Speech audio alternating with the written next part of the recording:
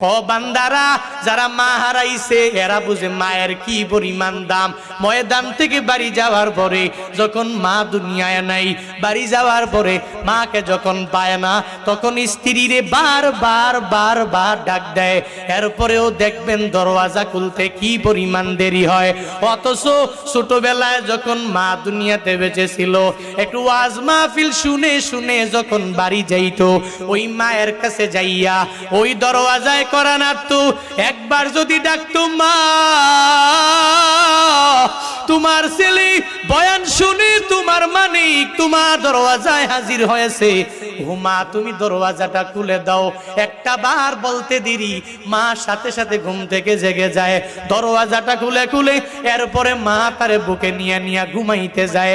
ওদিনও এক বক্তার সাথে আমার মোলাকাত হয়ে গেল, কথাবার্তা বলে। উনি বলতে লাগলো, জুনায়েদ ভাই, মা আমারে এত পরিমাণ মোহাব্বত করে, এত পরিমাণ ভালোবাসে, মায়ের দোয়া নিয়ে এত পরিমাণ বক্তা আমি হয়েছি।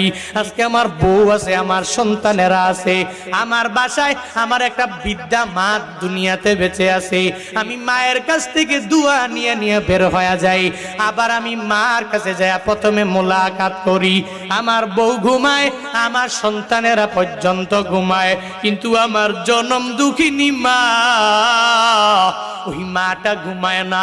আমি বাড়ি যাওয়ার পরে প্রথমে যখন মারে ডাক দেই, আমার বউ উঠে না, আমার সন্তানেরা উঠে না।